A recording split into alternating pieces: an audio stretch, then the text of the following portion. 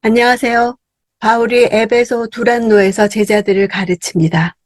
오늘 본문은 사도행전 19장 1절에서 10절입니다. 1절. 아볼로가 고린도에 있는 동안 바울은 윗지방을 거쳐서 에베소에 도착했습니다. 거기서 그는 몇몇 제자들을 만났습니다. 아볼로는 에베소에서 브리스길라와 아굴라로부터 하나님의 도에 대해 배웠고 한동안 에베소에서 복음을 전하다가 고린도로 건너갔습니다.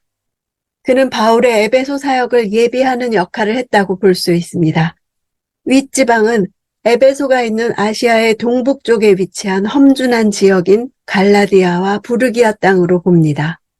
바울의 전도 전략은 많은 사람들에게 짧은 시간에 집중적으로 복음을 전하기에 쉬운 중요한 도시를 거점으로 전도하는 방법이었습니다. 바울이 로마 제국의 수도였던 로마로 가고자 했던 것도 그런 이유 때문입니다. 3차 전도 여행에서의 가장 중심이 되는 목적지 역시 소아시아의 수도 에베소였습니다. 당시 에베소는 아시아의 로마로 불리울 만큼 정치적으로 중요한 도시였습니다. 여기서 제자들은 팔레스틴에서 흘러들어온 세례 요한의 제자들로 보기도 하고 아볼로에 의해 성경을 배웠던 초기 결신자들로 보기도 합니다. 2절. 바울이 그들에게 여러분은 믿을 때 성령을 받았습니까? 라고 물었습니다. 그들이 대답했습니다. 아니요, 우리는 성령이 있다는 사실도 듣지 못했습니다. 바울이 그들에게 갑자기 이런 질문을 한 이유는 자신을 제자라고 여기고 있던 자들의 모습 속에서 성령이 내주하시는 흔적을 발견할 수 없었기 때문입니다.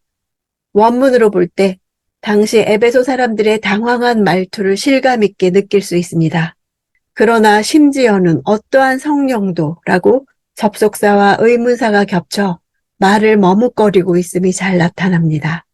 세례 요한은 분명히 예수와 성령 세례에 대해 나는 물로 세례를 주거니와 내 뒤에 오시는 이는 성령과 불로 세례를 베푸실 것이라고 언급했는데도 요한의 세례를 받은 이들이 성령에 대해 듣지도 못했다고 하는 것은 놀라운 일입니다. 3절. 그래서 바울이 물었습니다. 그렇다면 여러분은 어떤 세례를 받았습니까? 그들이 대답했습니다. 요한의 세례입니다. 요한의 세례는 자신의 죄를 회개하고 메시아를 영접할 마음을 준비하는 오실 메시아를 대망하며 바라보게끔 하는 세례였습니다. 그들은 여전히 세례 요한이 속한 구약 시대에 살고 있었습니다. 예수님에 의해 새로운 시대가 왔다는 것도 모르고 성령을 받는다는 것도 몰랐습니다. 그리스도인의 신앙 체험의 표준은 회개와 믿음과 세례와 성령, 이 네 가지입니다. 순서는 조금씩 다를 수 있어도 이 네 가지 체험은 합쳐서 전체를 이루며 그리스도인의 보편적 체험이 됩니다. 4절, 바울이 말했습니다. 요한의 세례는 회개의 세례입니다. 그는 백성들에게 자기 뒤에 오실 분을 믿으라고 했는데 그분이 바로 예수입니다. 세례 요한은 직접 자신의 입으로 자신의 세례와 예수님이 베푸실 세례에 대하여 정확한 비교를 했습니다. 자신이 주는 물 세례는 회개함으로써 죄 씻음을 얻게 하는 세례이고 예수님의 세례는 성령과 불로 베푸시는 구원의 세례임을 분명히 밝혔습니다. 즉 예수님이 베푸시는 세례는 예수를 주로 영접하고 중생하게 하는 성령의 역사에 의해 이루어지는 완성된 세례임을 보여준 것입니다.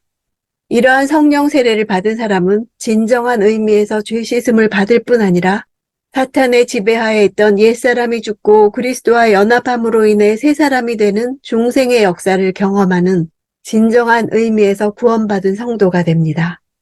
요한의 세례는 약속된 메시아를 내다보는 회개의 세례였고 예수님의 세례는 예수님과 연합함으로써 십자가에서 성취하신 구원에 동참하는 세례인 것입니다. 예수가 바로 세례 요한이 그토록 대망하던 그리스도이심을 강조하는 것이 신약 성경 사본이 기록될 당시의 복음의 핵심이었습니다. 5절. 그들은 이 말을 듣고 곧바로 주 예수의 이름으로 세례를 받았습니다. 요한의 세례가 그리스도의 연합과 관계없는 죄사함의 정결의식이었기에 그들은 주 예수의 이름으로 십자가 사건과 연합하는 세례를 받은 것입니다. 과거에 요한의 세례를 받았음에도 불구하고 다시 세례받는 이 기록은 제세례의 정당성에 대해 논쟁이 되는 구절입니다. 역사적으로 16세기 유럽에서 생겨난 제세례파는 진정한 믿음을 가진 세례의 중요성을 강조하는 과정에서 유아 세례를 부정하고 유아 세례를 받은 자도 다시 세례를 받아야 한다고 주장했습니다. 이들은 바로 이 절을 들어 제세례의 정당성을 주장했습니다. 반면에 유아 세례도 바른 세례라고 인정하는 정통 신학에서는 유아 세례를 받은 자들에게 성인이 된 후에 과거 세례받은 사실을 확인하고 자신의 입으로 신앙을 고백하는 입교 의식으로 충분하다고 생각합니다. 6, 7절 바울이 그들에게 손을 얹자 성령이 그들에게 내려 그들이 방언으로 말하며 예언하게 됐습니다. 그들은 모두 12사람 정도였습니다. 이곳에 나타난 방언이란 단어는 언어를 가리키는 단어입니다. 성경에서 방언이라는 말은 두 가지 의미로 쓰였습니다. 자신들의 모국어가 아닌 다른 나라 말을 하는 것으로 오순절에 임한 방언, 또 하나는 고린도전서에 나오는 영적으로 깊은 무화경에 빠진 상태에서 나오는 것으로 이성으로 이해할 수 있는 이 땅의 언어가 아닌 천상의 말을 가리킵니다. 바울은 이 두 방언을 고린도전서 13장에서 사람의 방언과 천사의 말로 표현하기도 했습니다. 이러한 방언의 두 가지 형태는 은사의 목적에 따라 다르게 주어집니다. 고린도 교회에 나타난 방언은 하나님과 깊은 영적 교제를 통해서 기도의 깊은 자리까지 가고 개인의 신앙에 확신을 주기 위해 주어진 은사입니다. 이것은 반드시 통역되어야 하고 교회 전체의 유익이 되어야 합니다. 본서에 기록된 방언은 선교를 목적으로 복음이 신속하게 여러 사람들에게 퍼져나갈 수 있도록 하기 위해 주신 선물입니다.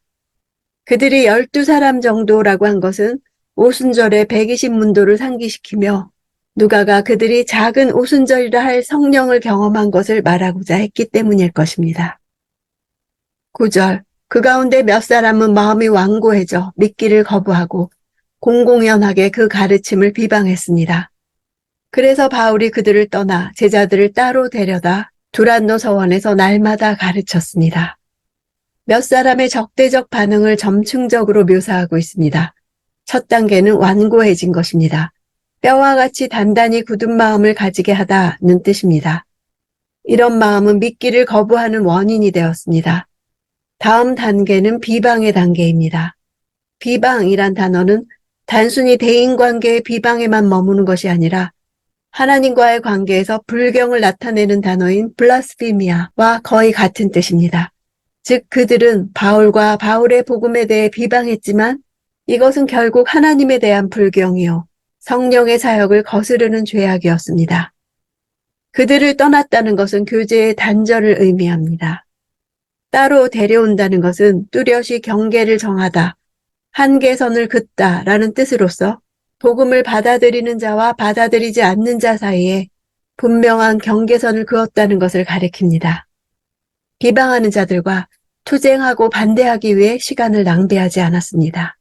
떠나 따로 구별하는 것이 필요했습니다. 떠나고 따로 구별해 세움받은 사람들이 세상을 변화시켰습니다. 서원이란 스콜레라 불리는 강연장으로 오늘날 스쿨도 이 단어에서 유래했습니다.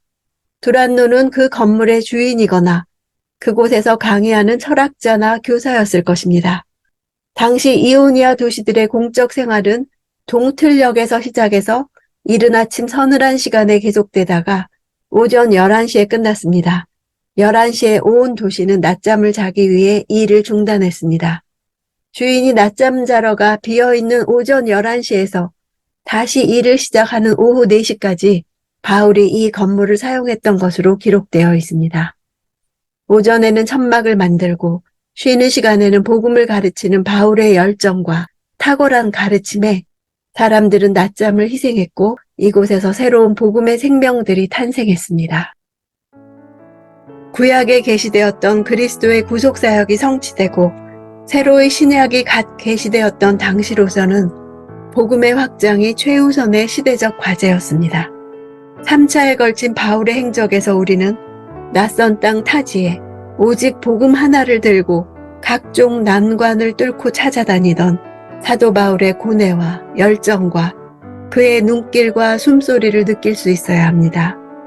거의 2000년 전 지중해와 로마 지역의 각처를 찾아다니며 헬라와 유대 문화의 전통적 권위에 도전하면서 우리 주 예수 그리스도의 복음을 전하던 사도 바울의 발걸음은 지금도 세계 각처에 그리스도의 복음을 들고 찾아가는 현대 선교사들의 발걸음으로 이어지고 있습니다. 누구에게는 삶의 우선순위가 되는 복음이 내게도 그렇습니까? 그리스도가 삶의 우선순위가 되려면 예수를 제대로 만나야 하고 성령을 받아야 합니다. 성령을 받았느냐 하는 질문은 우리에게도 굉장히 중요합니다. 예수께서도 제자들에게 성령을 받기 전까지 기다리라고 하셨습니다. 성령의 능력을 받아야 증인이 될 수 있기 때문입니다. 찬양하는 것만 봐도, 기도하는 것만 봐도 성령을 받았는지 알 수 있습니다. 내 삶을 움직이시고 목적지까지 이끌고 가시는 분이 성령이십니다. 성령께서 오늘 나에게는 어떤 말씀을 하시는가를 듣는 시간이 큐티입니다.